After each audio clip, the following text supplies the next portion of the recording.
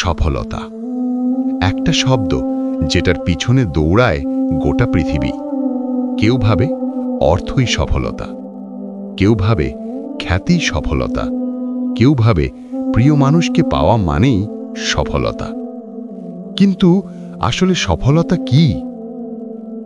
যখন তুমি রাতে সিজদায় কেঁদে বলো, আল্লাহ আমি হাল ছেড়ে দিচ্ছি না, যখন তুমি দুঃখের মধ্যেও বলো আলহামদুলিল্লাহ, যখন তুমি ব্যর্থতার মাঝেও আল্লাহর ওপর ভরসা রাখো, তখনই তুমি সফল। মানুষ ভাবে সফলতা আসে একদিনে, কিন্তু আল্লাহর পরিকল্পনায় সফলতা আসে এক দীর্ঘ ধৈর্যের পথে, ধীরে ধীরে অদৃশ্যভাবে তোমাকে বদলে দিতে দিতে। তুমি হয়তো এখন বুঝতে পারছো না কেন এত দেরি হচ্ছে, কেন তোমার দোয়া আজও কবুল হচ্ছে না, কেন তোমার স্বপ্নগুলো কেঁপে যাচ্ছে বারবার। কিন্তু মনে রেখো, আল্লাহ কখনো দেরি করেন না, আল্লাহ শুধু সময় ঠিক করে রাখেন। রাসূলুল্লাহ সাল্লাল্লাহু আলাইহি ওয়াসাল্লাম বলেছেন, জেনে রাখো যদি পুরো দুনিয়া এক হয়ে তোমাকে কিছু দিতে চায়, তারা দিতে পারবে না যদি আল্লাহ তা না চান। তিরমিজি। অর্থাৎ তোমার রিজিক, তোমার সফলতা, তোমার অর্জন সব কিছুই নির্ধারিত আছে আল্লাহর পরিকল্পনায়। তুমি শুধু চেষ্টা করো, ধৈর্য ধরো, বাকি কাজটা আল্লাহর ওপর ছেড়ে দাও। আমরা প্রায়ই বলি, আমি এত চেষ্টা করলাম তবুও পারলাম না। কিন্তু ভাই, তুমি কি জানো, যখন তুমি ব্যর্থ হলে তখনও তুমি আল্লাহর পরিকল্পনার মধ্যেই ছিলে। হয়তো সেই ব্যর্থতা তোমাকে শিখিয়েছে কিভাবে ধীর হতে হয়। হয়তো সেই ভাঙা স্বপ্নই তোমাকে সেজদার মাটিতে ফিরিয়ে এনেছে। হয়তো সেই কষ্টই তোমার জন্য রহমত ছিল। আল্লাহ বলেন, অবশ্যই কষ্টের সঙ্গে রয়েছে সহজই। সূরা আশ-শারা আয়াত 5 এবং 6। দেখো, আল্লাহ বলেননি কষ্টের পর সহজই, বলেছেন কষ্টের সঙ্গেই সহজই।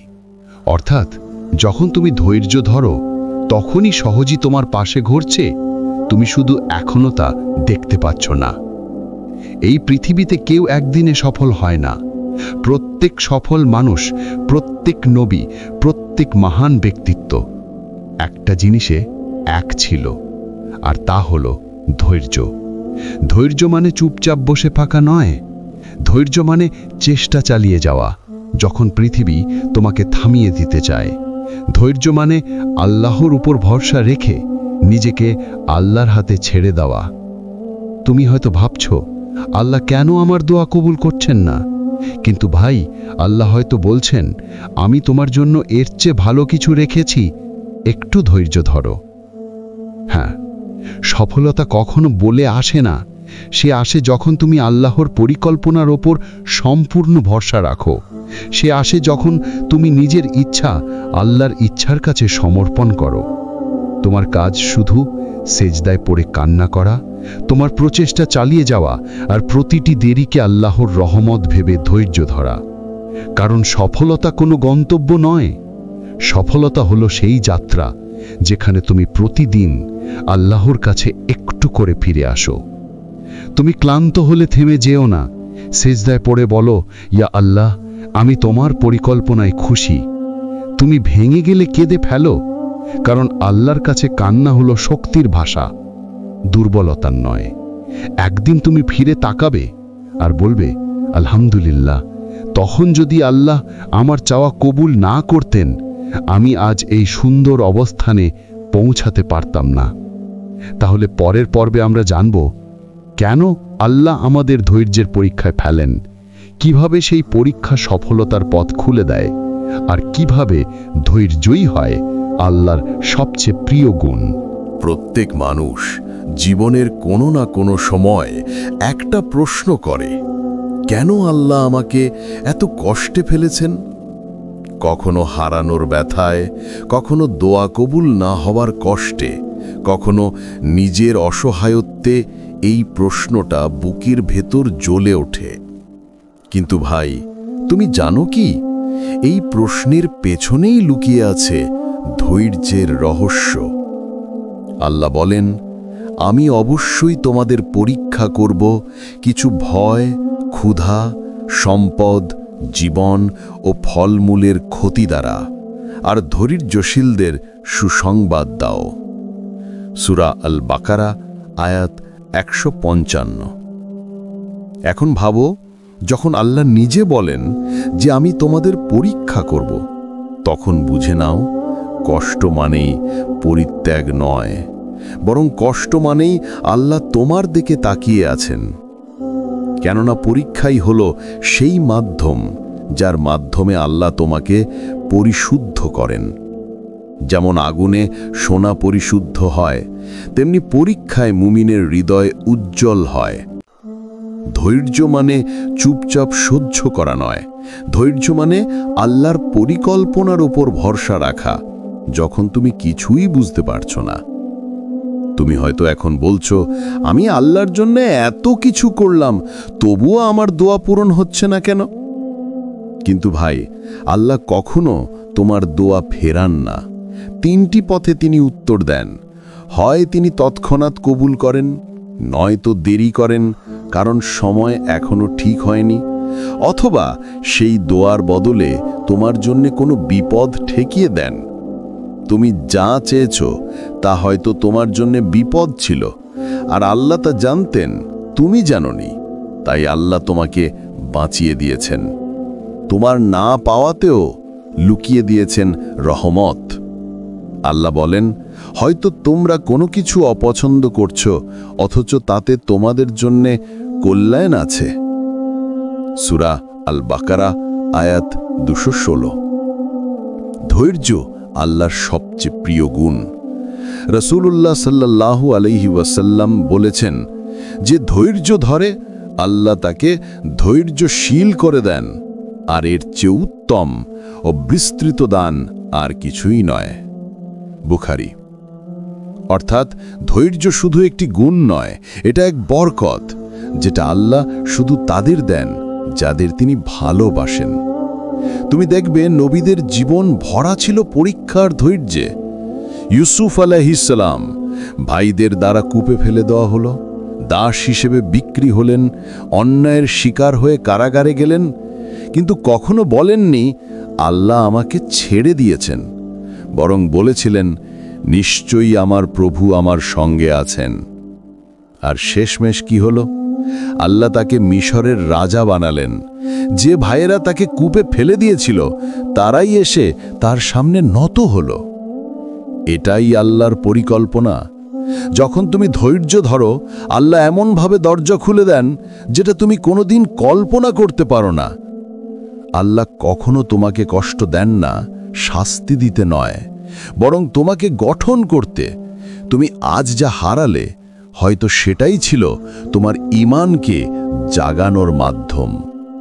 যখন তুমি কাঁদছো সেজদায়, যখন তুমি বলছো, ইয়া আল্লাহ আমি আর পারছি না, ঠিক তখনই আল্লাহ তোমার জন্য কিছু নতুন লিখছেন, যেটা তুমি এখনো জানো না। একটা কথা মনে রেখো ভাই, কষ্ট মানেই আল্লাহর ঘৃণা নয়, কষ্ট মানেই আল্লাহর নির্বাচন। আল্লাহ কাকে পরীক্ষা দেন? তার প্রিয় বান্দাদেরই। রাসূলুল্লাহ সাল্লাল্লাহু আলাইহি ওয়াসাল্লাম বলেছেন, যাদের আল্লাহ ভালোবাসেন তাদের তিনি পরীক্ষা করেন। তিরমিজি। তাহলে আজ তুমি যদি পরীক্ষার মধ্যে থাকো, তবে বুঝে নাও আল্লাহ তোমাকে বেছে নিয়েছেন, তোমাকে কাছ থেকে দেখতে চান, তোমার কণ্ঠ শুনতে চান, তোমার কান্না অনুভব করতে চান। একজন মুমিনের জীবন মানেই পরীক্ষার ধৈর্যের গল্প। কিন্তু যারা আল্লাহর উপর ভরসা রাখে, তাদের ব্যর্থতা কখনো শেষ নয়, বরং নতুন শুরুর ইশারা। যেমন রাত যত অন্ধকার হয়, সকালের আলো কত উজ্জ্বল হয়, তেমনি তোমার ধৈর্য যত গভীর হবে, তোমার সফলতার আলো তত উজ্জ্বল হবে। তোমার কাজ হলো চেষ্টা চালিয়ে যাওয়া, সেজদায় কান্না করা, আর অপেক্ষা করা সেই মুহূর্তের জন্যে যখন আল্লাহ বলবেন, তুমি চেয়েছিলে একটুখানি, আর আমি দিলাম তার চেয়েও বেশি। এটাই ধৈর্যের রহস্য, এটাই আল্লাহর পরিকল্পনার সৌন্দর্য। তাহলে পরের পর্বে আমরা জানব নবীদের ধৈর্য ও পরীক্ষা, কিভাবে আল্লাহর প্রিয় বান্দারা কষ্টের মাঝেও ঈমান ধরে রেখেছিলেন, আর তাদের জীবনের গল্প থেকে আমরা কি শিখতে পারি। যখন আমরা বলি আমি কষ্টে আছি, তখন মনে রাখা দরকার এই কষ্টের পথে প্রথম হেঁটেছিলেন নবীগণ। তারা ছিলেন আল্লাহর সবচেয়ে প্রিয় মানুষ, তবু আল্লাহ তাদের পরীক্ষা করেছেন সবচেয়ে কঠিনভাবে। কেন? কারণ ধৈর্য ছাড়া প্রকৃত ঈমানের সৌন্দর্য প্রকাশ পায় না। আল্লাহ নবীদের জীবনে পরীক্ষা দিয়েছেন তাদের ধ্বংস করতে নয়, বরং তাদের দুনিয়ার মানুষদের জন্য উদাহরণ বানাতে। চলুন কিছু মুহূর্তের জন্য চোখ বন্ধ করি আর ফিরে যাই ইতিহাসের সেই সময়গুলোতে যখন নবীগণ কাঁদছিলেন, কিন্তু কখনো আল্লাহর ওপর ভরসা হারাননি। ইউসুফ আলাইহিস সালাম কূপ থেকে রাজপ্রাসাদ পর্যন্ত, ছোট্ট এক বালক যাকে তার নিজের ভাইয়েরা কূপে ফেলে দিয়েছিল, অন্ধকারে একা শীতল পানির পাশে বসে সে বলেছিল, আমার প্রভু আমার সাথে আছেন। বছরের পর বছর দাস হিসেবে কাটালেন, মিথ্যা অভিযোগে জেলে গেলেন, কিন্তু কখনো অভিযোগ করলেন না, বরং বললেন, হে আমার প্রভু, কারাগার আমার কাছে প্রিয়, যা তারা আমাকে আহ্বান করছে তার চেয়েও। সূরা ইউসুফ আয়াত 33।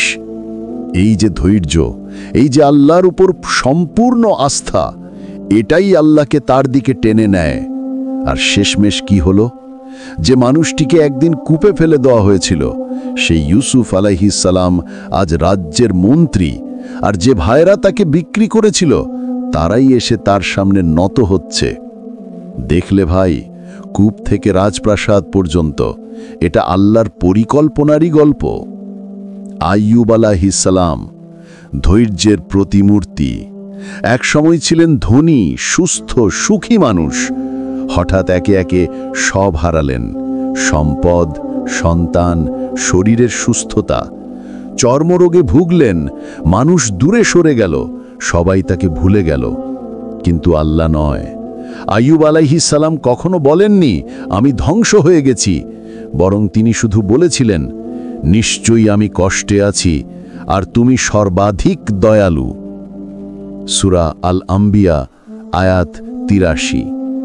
এই এক বাক্যে লুকিয়ে আছে ধৈর্যের মহত্ব।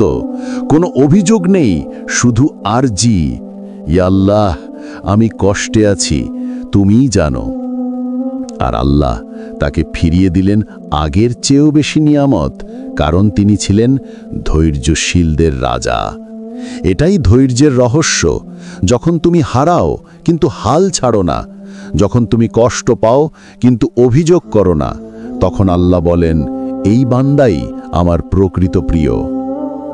মুসা আলাইহিস সালাম ভয় থেকে বিজয়ে। একটি শিশু নীল নদের জলে ভাসিয়ে দেওয়া হলো। ফিরাউনের ঘরে বড় হলো, যে ফিরাউন আল্লাহর দাবিদার ছিল। একদিন আল্লাহ তাকে নবুয়তি দিলেন আর বললেন, তুমি যাবে সেই ফিরাউনের কাছেই। মুসা আলাইহিস সালাম বললেন, হে আমার প্রভু, আমার বুক প্রশস্ত করো, আমার কাজ সহজ করে দাও। সূরা তাহা আয়াত 25 থেকে 26। এই দোয়া, এই বিনয়, এই ভয় সবই ছিল ধৈর্যের ভাষা। আর শেষে কি হলো? যে ফিরাউন একসময় নিজেকে ঈশ্বর ভাবত, সে ডুবে গেল সেই সমুদ্রে যেটা মুসা আলাইহিস সালামের জন্যে আল্লাহ খুলে দিয়েছিলেন। মুসা আলাইহিস সালাম শেখালেন, যখন আল্লাহ তোমার পাশে থাকেন তখন সমুদ্র পথ তৈরি করে দেয়। মুহাম্মদ সাল্লাল্লাহু আলাইহি ওয়াসাল্লাম সমস্ত পরীক্ষার পর সর্বোচ্চ সম্মান।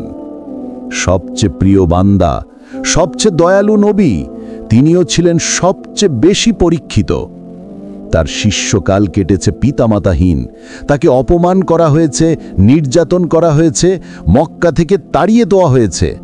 তবুও তিনি বলেননি, আল্লাহ কেন আমি, বরং বলেছিলেন, যদি তুমি আমার ওপর রুষ্ট না হও তবে এই সব কষ্ট আমার কিছুই নয়।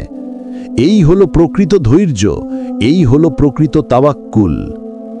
যে মানুষ পৃথিবীর সর্বোচ্চ কষ্ট পেয়েছেন তিনিই হয়েছেন দুনিয়ার সবচেয়ে সম্মানিত মানুষ, আল্লাহর প্রিয় রাসূল। তুমি যদি আল্লাহর পথে চলো তবে পরীক্ষার ভয় পেও না, কারণ পরীক্ষা মানে তুমি সেই পথে হাঁটছ যেখানে নবীগণ হেঁটেছেন। ভাই, যখন তোমার জীবনে দুঃখ আসে তখন বলো না কেন আমি, বরং বলো যদি আল্লাহ আমাকে ভালোবাসেন তবে আমিও এই পরীক্ষায় দৃঢ় থাকব। তুমি জানো কি আল্লাহ তুমি কি কখনো এমন কিছু চেয়েছ যেটা তুমি প্রাণপণে দোয়া করেছ, রাতে সেজদায় কেঁদেছ, আর তবু সেটা পাওনি? সেই না পাওয়ার মুহূর্তে হয়তো তুমি ভাবছ, আল্লাহ কি আমার দোয়া শুনলেন না? কিন্তু ভাই, আল্লাহর পরিকল্পনা কখনো ব্যর্থ হয় না। তোমার দোয়া হয়তো সঙ্গে সঙ্গে কবুল হয়নি, কারণ আল্লাহ তোমার জন্য রেখেছিলেন এর চেয়ে অনেক সুন্দর কিছু। মানুষ ভাবে যা এখন চাওয়া সেটাই কল্যাণ, কিন্তু আল্লাহ জানেন যদি সেই জিনিস আজ পেয়ে যাও তবে হয়তো তুমি হারাবে আগামীকালের বরকত। আল্লাহ বলেন, হয়তো তোমরা কোনো কিছু অপছন্দ করছো, অথচ তাতে তোমাদের জন্য কল্যাণ আছে। আর হয়তো তোমরা কিছু ভালোবাসছ, অথচ তাতে তোমাদের জন্য অকল্যাণ আছে। আল্লাহ জানেন, তোমরা জানো না। সূরা আল বাকারা আয়াত 216। দেখলে ভাই, আমরা জানি না ভবিষ্যতে কি আছে, কিন্তু আল্লাহ জানেন।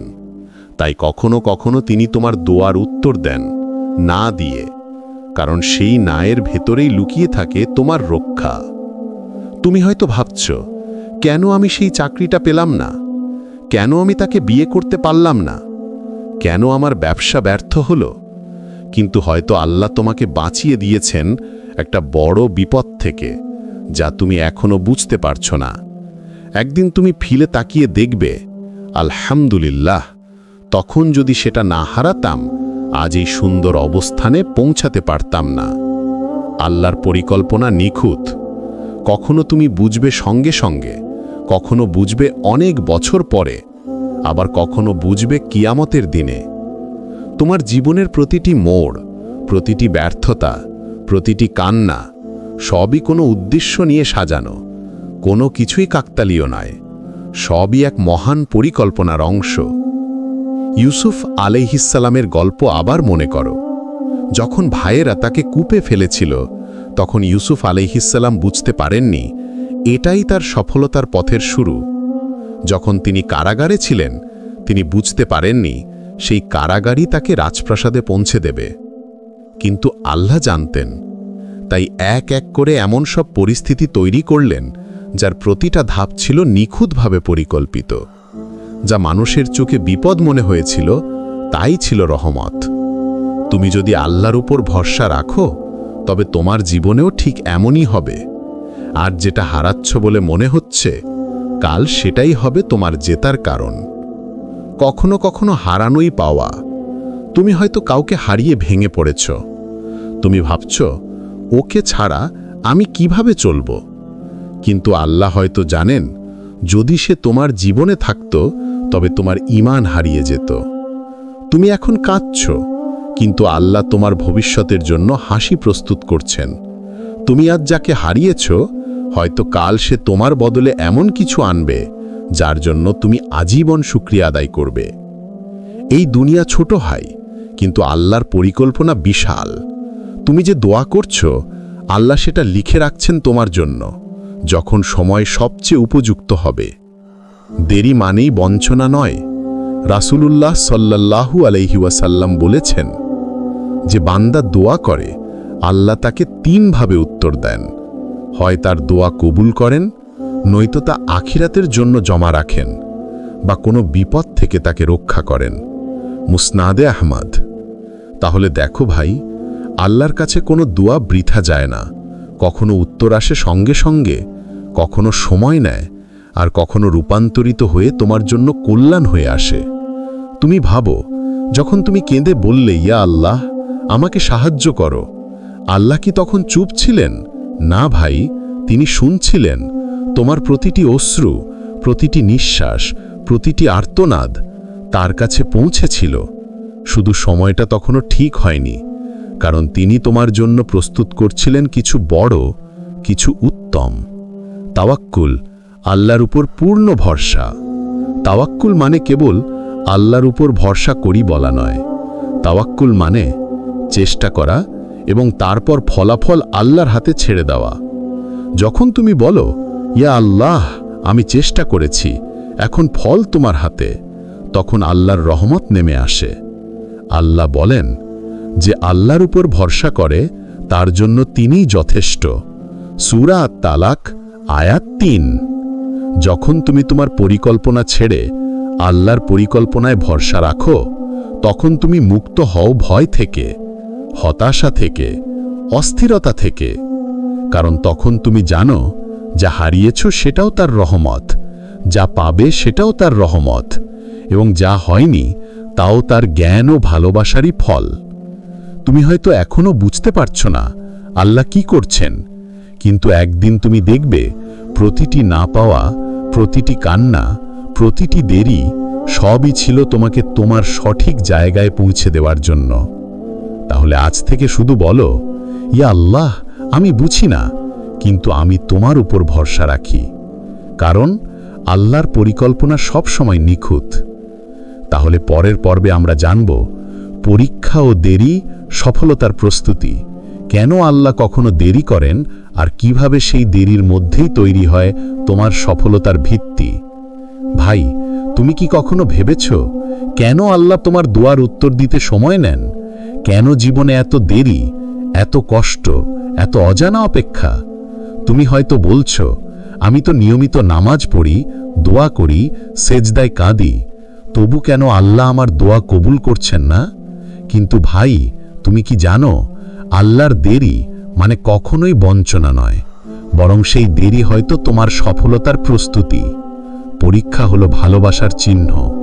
রাসূলুল্লাহ সাল্লাল্লাহু আলাইহি ওয়াসাল্লাম বলেছেন, যখন আল্লাহ কোনো বান্দাকে ভালোবাসেন তখন তিনি তাকে পরীক্ষা করেন। তিরমিজি। অর্থাৎ ভাই, যখন তুমি পরীক্ষার মধ্যে দিয়ে যাচ্ছ, তখন বুঝে নিও আল্লাহ তোমাকে ছেড়ে দেননি, বরং তোমাকে তৈরি করছেন। তুমি যেভাবে সোনাকে আগুনে ফেলে বিশুদ্ধ করো, ঠিক সেইভাবেই আল্লাহ তোমাকে পরীক্ষার আগুনে ফেলে শুদ্ধ করেন, যাতে তুমি আরো শক্ত, আরো পবিত্র, আরো ঈমানদার হয়ে ওঠো। তুমি ভাবছো কষ্ট মানে ব্যর্থতা, কিন্তু না ভাই, কষ্ট মানেই গঠন, কষ্ট মানেই প্রস্তুতি। দিল দেরিতে পাওয়া ফলের মিষ্টি স্বাদ। একটা বীজ মাটিতে বপন করার পর তুমি কি সঙ্গে সঙ্গে ফল আশা করো?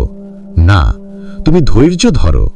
তুমি জানো মাটি, বৃষ্টি, আলো সব ঠিকভাবে হলে একদিন ফল আসবেই।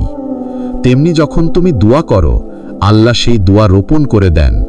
তারপর তিনি তোমাকে কিছু সময় দেন, তোমার ধৈর্য পরীক্ষা করার জন্য, তোমার হৃদয়কে গঠন করার জন্য। কেন জানো?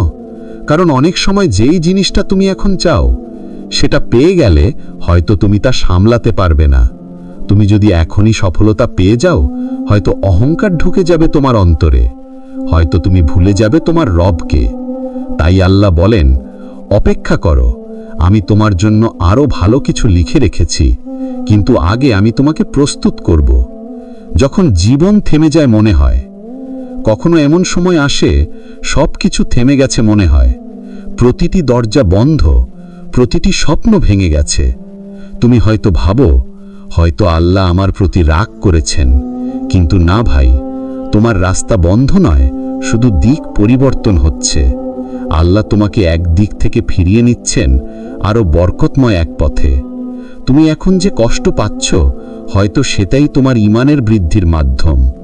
তুমি এখন যে অপেক্ষায় আছো, হয়তো সেটাই তোমার দোয়া কবুল হওয়ার ভূমিকা তৈরি করছে। নবীদের জীবনেই ছিল দেরি, ছিল পরীক্ষা। চলুন একটু ভাবি। ইউসুফ আলাইহিসসালাম কারাগারে কাটালেন বহু বছর, কিন্তু সেই দেরি তাকে রাজপ্রাসাদে পৌঁছে দিল। ইউনুস আলাইহিসসালাম মাছের পেটে বন্দী হলেন, কিন্তু সেই অন্ধকারই তাকে আল্লাহর নূর চিনতে শেখালো। আয়ুব আলাইহিসসালাম হারালেন সবকিছু, সন্তান, সম্পদ, স্বাস্থ্য, তবুও ধৈর্য হারালেন না। ফলাফল কি? আল্লাহ তাকে ফিরিয়ে দিলেন দ্বিগুণ বরকতে। আর আমাদের প্রিয় নবী মুহাম্মদ সাল্লাল্লাহু আলাইহি ওয়াসাল্লাম, তিনিও তো বছরের পর বছর অপমান, ত্যাগ, কষ্ট সহ্য করেছেন, কিন্তু আল্লাহ শেষে তাকে উঁচু মর্যাদায় পৌঁছে দিলেন, যেন তার নাম উঠলে আল্লাহর নামও উচ্চারিত হয়। আল্লাহর রাসূলের জন্যও দেরি ছিল ভাই। তাহলে তোমার জীবনে দেরি আসলে কি অবাক হওয়ার কিছু আছে? তোমার ধৈর্যই তোমার শক্তি। আল্লাহ বলেন, অবশ্যই কষ্টের সাথে রয়েছে স্বস্তি। সূরা আশ-শারাহ আয়াত 6। এটা মানে নয় যে কষ্টের পর স্বস্তি আসে, বরং কষ্টের মধ্যেই লুকিয়ে আছে স্বস্তি। যখন তুমি ধৈর্য ধরো, তখন তুমি সেই স্বস্তিকে ধারণ করছো, যা চোখে দেখা যায় না কিন্তু অন্তরে শান্তি এনে দেয়।